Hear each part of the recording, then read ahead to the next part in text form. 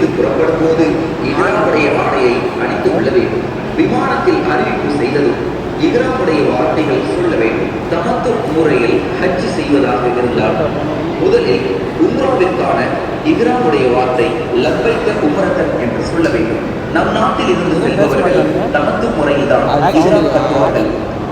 மக்காவுக்கு சென்று உம்ராவை நிறைவேற்றிவிட்டு இஹ்ராமிலிருந்து விடுபட வேண்டும்.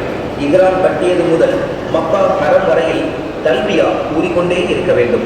மஸ்ஜிதுல் ஹரம் எல்லையை அடைந்ததும் தல்பியாவை நிறுத்திவிட வேண்டும். உள்ளே நுழைந்து தவாப் செய்ய வேண்டும். தவாப் செய்யும் போது ஹஜ்ருல் அஸ்வத் மூலையிலிருந்து துவக்க வேண்டும்.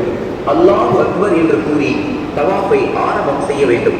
காபாவை 7 முறை சுற்றி வர வேண்டும். தவாஃப் செய்து முடித்தவுடன் மக்காமே இப்ராஹிம் என்ற இடத்தில் 2 ரகாத் தொழ வேண்டும். தொழுது முடித்ததும் ஜம்சம் நீரை பருகிக் கொள்ள வேண்டும். அடுத்ததாக சஈ செய்ய வேண்டும். சஈ என்பது சஃபா மர்வா மலை குன்றுகளுக்கு இடையே ஓடுவதாகும். சஃபா மர்வாவை 7 முறை சுற்ற வேண்டும். 7வது சுற்று முடிவடைந்ததும் ஆண்கள் தலைமுடியை கத்தரித்து அல்லது மடித்துக் கொள்ள வேண்டும். பெண்கள் தலைமுடி சடையின் நுனியை கத்தரித்துக் கொள்ள வேண்டும். அடுத்ததாக ஹஜ் செய்தல். துல்ஹஜ் பிறை 8ஆம் நாளில் ஹஜ்ஜிற்கான இஹ்ராமுடைய வார்த்தையாக லப்பைக்க ஹஜ்ஜன் என்று கூறிக்கொள்ள வேண்டும். துல்ஹஜ் பிறை 8ஆம் நாள் அன்று மினாவில் தங்க வேண்டும். மக்ரிப் மற்றும் இஷா ஆகிய தொழுகைகளை மினாவில் தொழுது கொள்ள வேண்டும். பிறை 9 அன்று சுபஹ் தொழுகையை தொழுதுவிட்டு அரஃபா நோக்கி செல்ல வேண்டும்.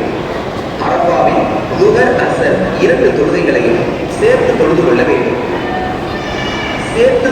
வேண்டும். அரஃபாவில் உரை நிகழ்த்தப்படும். இந்த உரை நிகழ்த்தப்படக்கூடிய நேரத்தில் அரஃபா எல்லைக்குள் இருக்க வேண்டும்.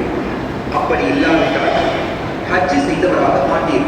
அரஃபாவில் சூரியன் மறைகின்ற வரை அதிகம் பிரார்த்தனை செய்து கொள்ள வேண்டும். சூரியன் மறைந்த பிறகு முஸ்தலிஃபா செல்ல வேண்டும். முஸ்தலிஃபாவில் மக்ரிப் மற்றும் இஷா ஆகிய தொழுகைகளை சேர்த்து தொழுது கொள்ள வேண்டும். இங்கு சிறிய அளவிலான கற்களை எடுத்துக் கொள்ள வேண்டும். இரவு முஸ்தலிஃபாவில் தங்க வேண்டும். ஃபஜ்ர் நேரமானதும் சுபஹ் தொழுகையை தொழுதுவிட்டு ஜம்ரத்து அக்பாவில் சென்று கல்லறிய வேண்டும். பிறை 10ஆம் நாள் காலையில் ஜம்ரத்து அக்பாவில் 7 கற்களை எறிய வேண்டும். ஒவ்வொரு கல்லை எறியும் போது தக்பீர் கூறிக்கொள்ள வேண்டும்.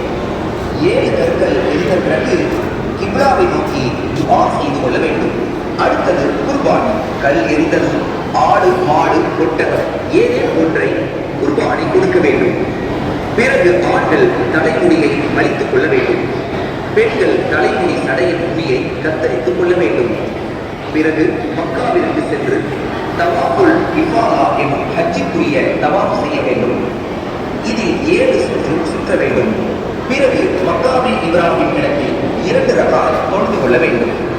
பிறகு சஃபா மர்வா இடையே சஈ செய்து கொள்ள வேண்டும். இப்போதுதான் ஒருவர் முழுமையாக இஹ்ராமிலிருந்து விடுபடுகிறார். பிறகு மினாவிற்கு திரும்பி இரவு தங்க வேண்டும். துல்ஹஜ் பிறை 11 மற்றும் 12 ஆகிய நாட்களில் சூரியன் உச்சியிலிருந்து சாய்ந்த பிறகு ஜம்ரத்துல் அக்பா, ஜம்ரத்துல் உஸ்தா, ஜம்ரத்துல் ஊலா ஆகிய 3 ஜம்ரத்துகளில் கல் எறிய வேண்டும். ஒவ்வொன்றிலும் தக்பீர் கூறிக்கொண்டு 7 கற்களை எறிய வேண்டும். தவாஃபுல் விதா என்னும் விடைபெறும் தவாஃப். மக்காவிலிருந்து விடைபெறுவதாக இருந்தால் இறுதியாக தவாஃபுல் விதா செய்து கொள்ள வேண்டும். இதில் சஈ செய்ய வேண்டியது இல்லை. காபாவை 7 முறை சுற்றி மக்காமே இப்ராஹிம் இடத்தில் 2 ரகாத் தொழுது கொள்ள வேண்டும். அஸ்ஸலாமு அலைக்கும் வரஹ்மத்துல்லாஹி வபரகாத்துஹு.